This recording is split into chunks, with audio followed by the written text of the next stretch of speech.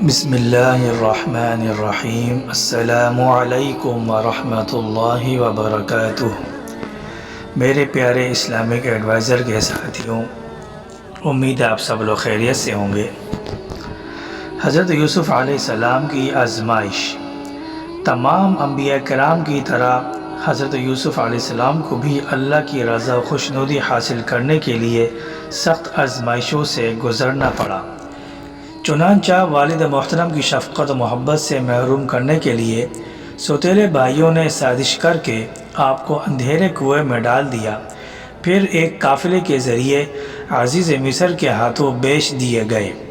چند سال ہی گزرے تھے کہ عزیز مصر کی بیوی کی سازش پر تقریباً 9 سال جیل میں رہنا پڑا۔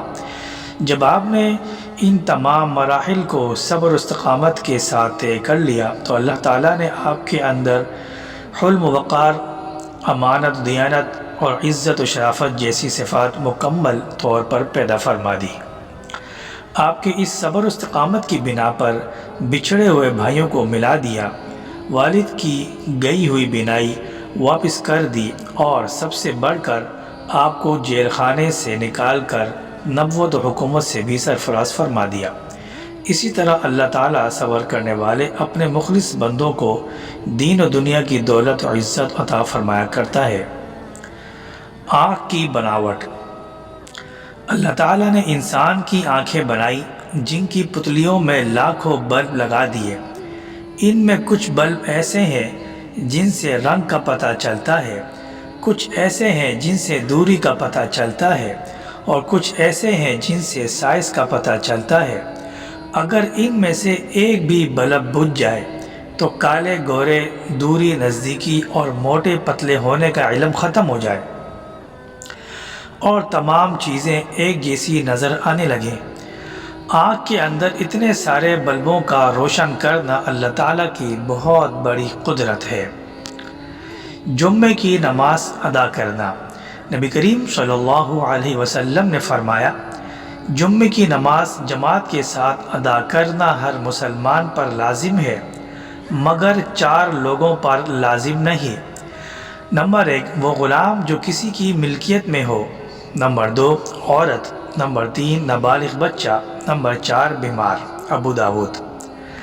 فائدہ: جہاں جمعے کی شرائط پائے جاتے ہوں وہاں جمعے کی نماز ادا کرنا ہر صحیح، تندرست اور بالغ مسلمان مرد پر فرض ہے۔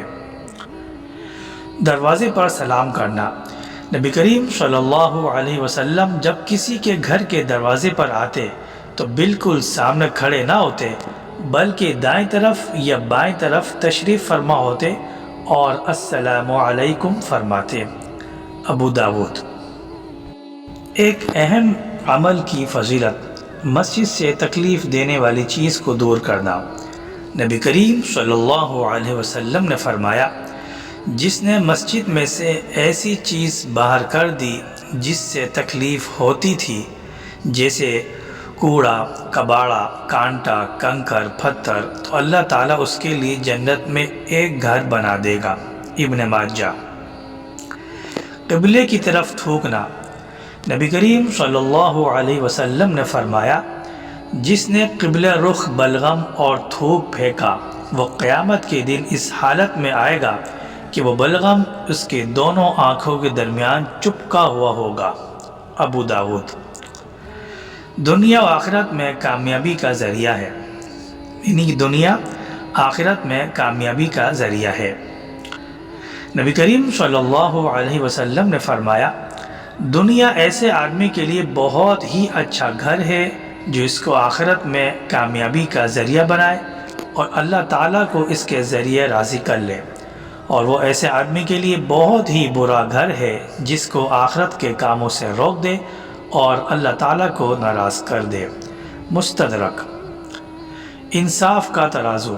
قرآن میں اللہ تعالیٰ فرماتا ہے، قیامت کے دن ہم انصاف کی ترازو قائم کریں گے اور کسی پر ظلم نہ ہوگا۔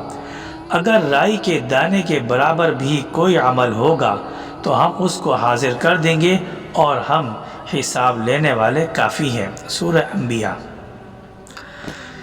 راکھ سے زخم کا علاج۔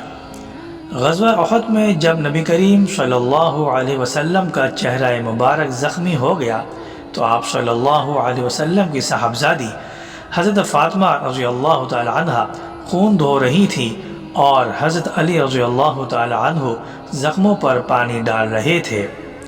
حضرت فاطمہ رضی اللہ تعالی عنہ نے جب دیکھا کہ خون بند ہونے کے بجائے بڑھتا ہی جا رہا ہے تو انہوں نے کھجور کے پتوں کی چٹائی کا ایک ٹکڑا لے کر جلایا، اور جب وہ راکھ ہو گیا تو اس کو زخموں پر لگا دیا، جس سے خون بند ہو گیا۔